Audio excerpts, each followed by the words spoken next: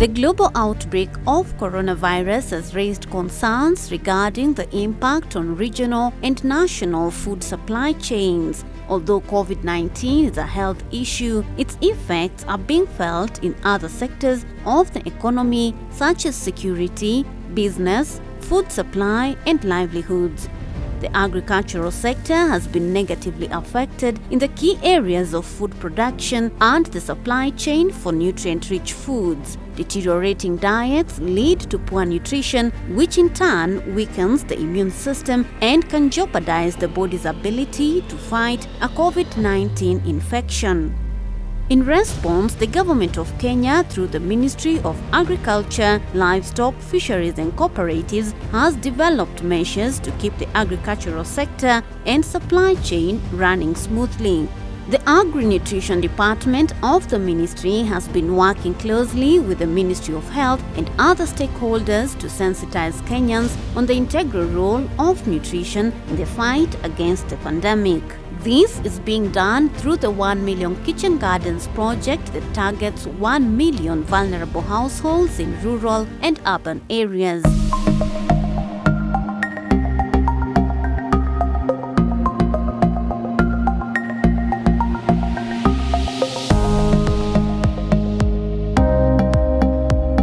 So we are here today at the Ministry of Agriculture, Kilimo House, where we have the model kitchen garden demonstration site, where we set up all the technologies that all households are able to adapt to be able to give them not only knowledge, but also be able to, give them the instructions, step-by-step guidance on how to set up these gardens. The ministry is promoting simple, space and water-efficient kitchen garden technologies such as the cone garden, the multi-story garden, the micro garden, the tire garden, the moist bed garden, the wick irrigation garden, and the simple drip irrigation garden. This project has been engaging schools across Kenya to increase nutrition and health knowledge among students. Several school gardens have already been established, such as at Olympic Secondary School in Kibra.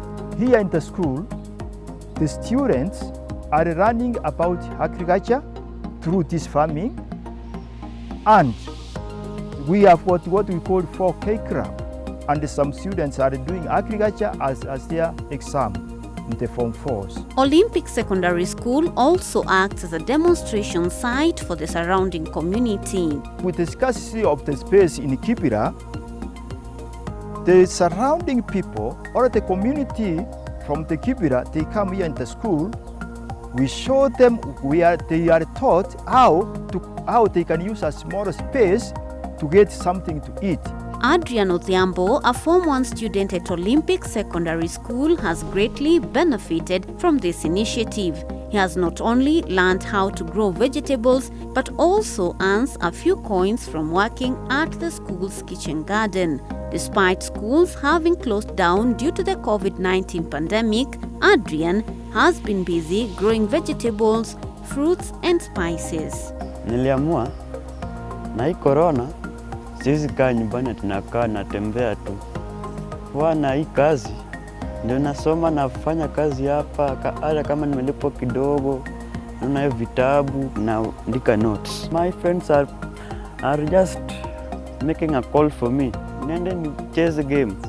Nilisema game, there is time for playing and time for keeping busy. Adrian is calling on other young people to take interest in agriculture. Wasidharau hii kazi sana. Hii kazi ni nzuri. Hata nyumbani nilikuwa nimeweka kuku, niko na kuku shamba. Hizo saa hii wananipigia masukuma zile mboga ziko kubwa wanauza.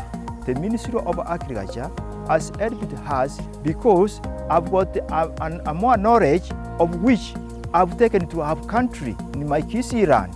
So it is through the Ministry of Agriculture which gave me the knowledge, and the knowledge I saw it better to take it to our country. Food insecurity is not only impacted by the quantity of food but also the quality of food. Through kitchen gardening, one is able to grow organic food that is free from synthetic chemicals or preservatives.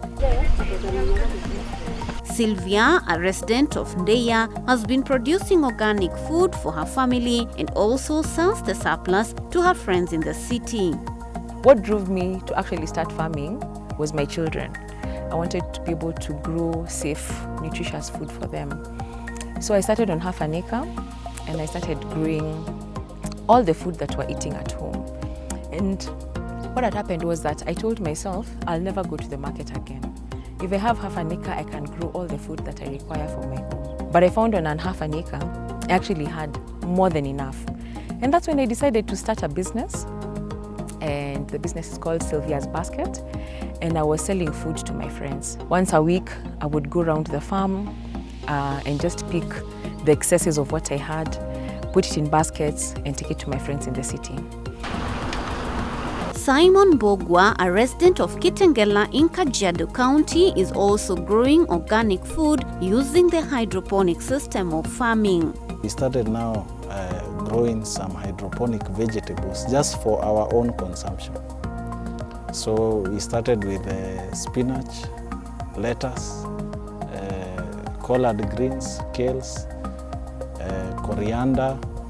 Then we went into tomatoes, we went into strawberries. So as you can see behind me now is our kitchen garden here in Kitengela. This area is semi-arid. Water is scarce and it's not a luxury.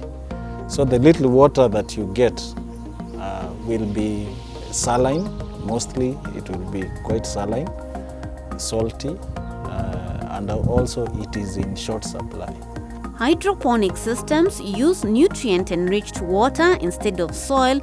Thus, there are few problems with pests, weeds, and soil-borne diseases.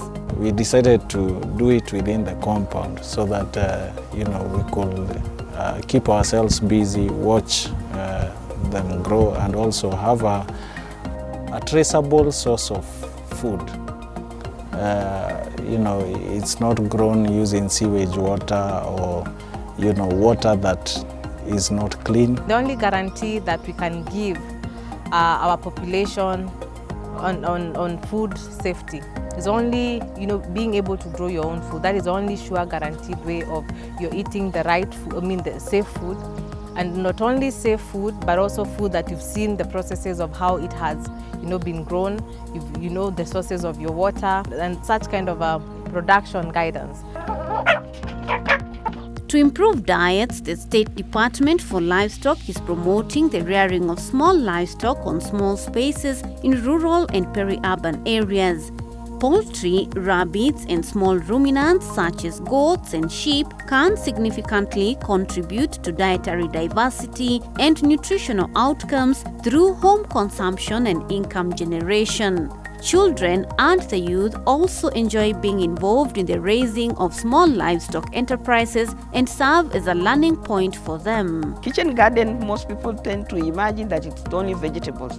Kitchen garden is not complete if it doesn't have any livestock or even other small fruit tree here and there.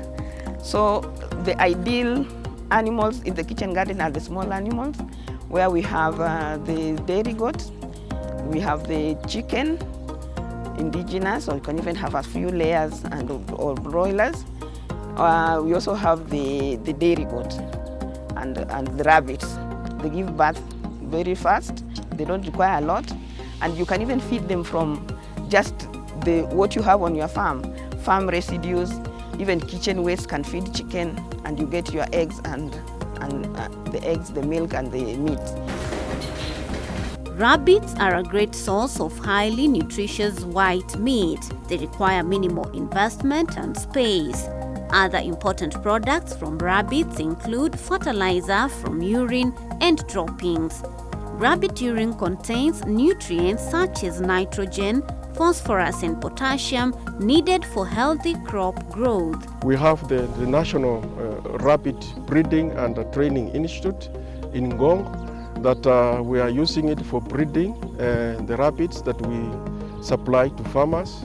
We also have other 4 stations that multiply the rabbits.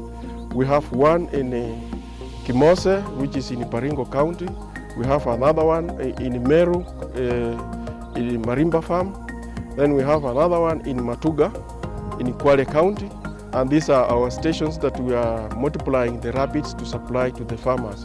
We also import rabbits to beef up our breeding materials to improve and minimize inbreeding in the country. The ministry is working together with the National Rabbit Breeding and Training Institute in Ngong to promote the production of rabbits and provision of rabbit production information to interested farmers. Over the years, over research, we have been able to come up with 6 kind of rabbit that can be used for commercial rabbit rearing. And these are namely New Zealand White, Chinchilla, California White, Flemish Giant, Checkered Giant, and the Dutch breeds. Those are the rabbit breeds that we keep around and that have been researched and found to be commercially viable to be used by our farmers. David Mwangi is one of the farmers who have embraced this initiative after receiving training on rabbit production. I went for training. First of all, I had the National Rabbit and Training Center do offer trainings every so often in a year. So I registered for one in December 2018. We went there for 3 days, so I saw how they make their cages. And you will see back where I have some 22 cages that were metallic that I started with. So when it comes to rabbit, I say it's a scale-insensitive business, which I would encourage anyone to do. I came to know about rabbit farming, which I really appreciate.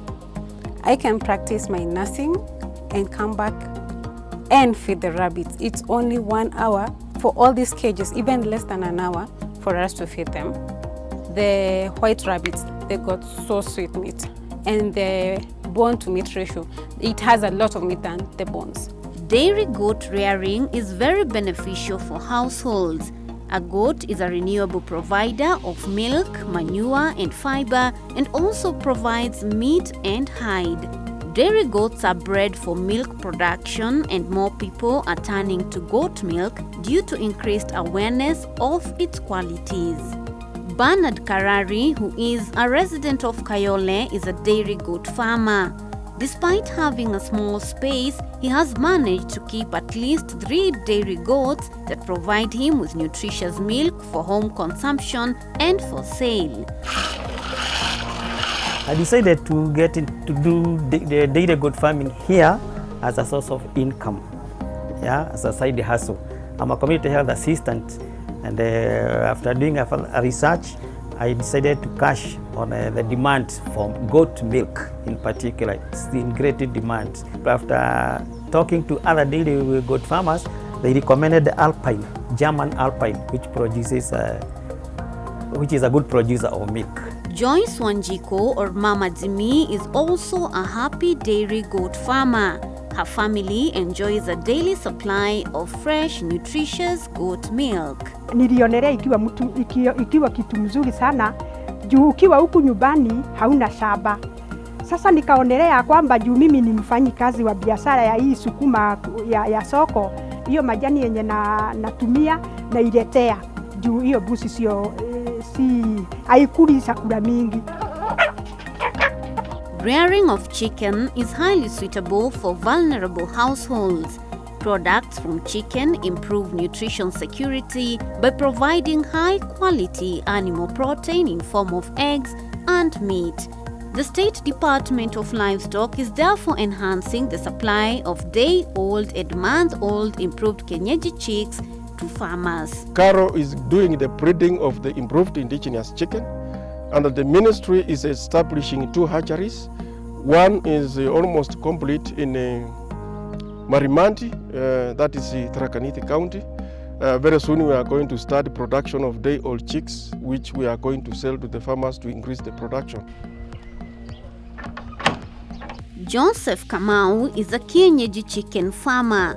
After retiring from the University of Nairobi 10 years ago, he managed to acquire a small piece of land in Ngong town on which he rears kienyeji chicken for home consumption and for sale. Kwangu mimi nina bahati, nina pahali kidogo nimefungia kuku wangu, na sio kidogo vile, naweza kuextend ndio, sababu nina hiyo idea ya kuzi multiply. Ukiweza kama mkulima uweze kubreed zako inakuwa na manufaa ama unakuwa na faida. Although COVID-19 does not affect fish, the fisheries sector has been subject to indirect impacts of the pandemic. To enhance food security and nutrition, the State Department for Fisheries, Aquaculture and Blue Economy is promoting the aquaponics technology to ensure there's a steady supply of fish. So you'll find that these kind of innovations, where we have the simple technologies such as aquaponics, you're able to grow not only a vegetable but also you're able to grow fish, where you have the excretions from the fish kind of production acting as a source of nutrition for the vegetables in terms of manure for them to be able to grow in. This project is being implemented in currently 35 schools. We are working with learning institutions. We want to send a message to the youth that they can also grow fish and a crop in a very small area, basically in backyards. One of the partner schools is South Teto Girls High School in Mokoroine, Nyeri County. The students have greatly benefited with this technology, mainly because actually apart from teaching it theoretically, they are able to see what is actually happening practically. They are also doing it in the greenhouse. So it has greatly benefited the students in making agriculture to be very interesting. And actually we use the students in feeding the fish. We are actually already working on how to revive the 4K clubs once the kids are back fully in schools. We have already developed for them the manuals on how to set up the 4K clubs, and now we are gearing towards building the capacity of their teachers to be able to help them form the 4K clubs back in schools.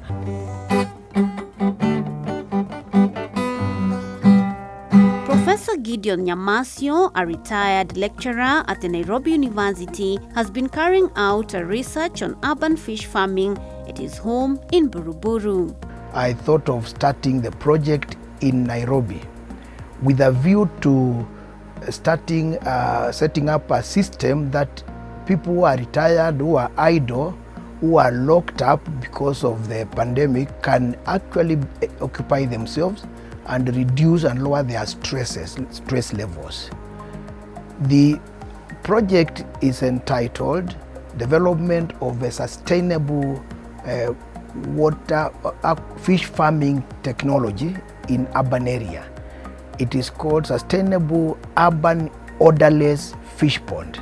Despite having a small front yard, Professor Gideon has managed to utilize the space available to set up an aquaponic system. He has also been sharing this knowledge to students and other urban dwellers. Space isn't going to increase.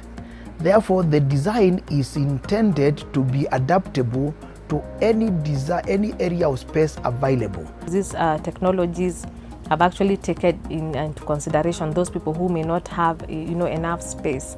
So you'll find that we have been able to highlight if you have a balcony or a wall, there's a technology that you can be able to adopt for that kind of a setup.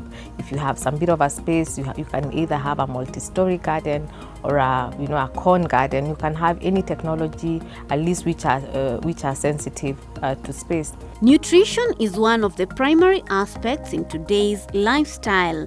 During these difficult times, kitchen gardening will not only save you money but also provide you and your family with a sustainable supply of healthy, nutritious food.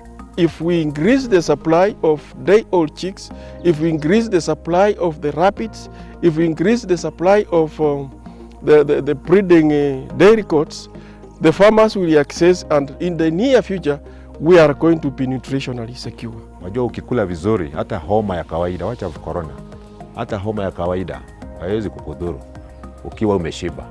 If each family can have a kind of a small backyard kitchen garden, they will be able at least to jump going to the market at least twice per week. And that means that money has already been translated for other uses in the family. So we are actually taking all Kenyans who would be then interested to set up their own kitchen gardens or home-based gardens within the confines of their homes. We would then be able to provide, be it technical support, be it technical and also input support to the families that may not afford to buy for themselves.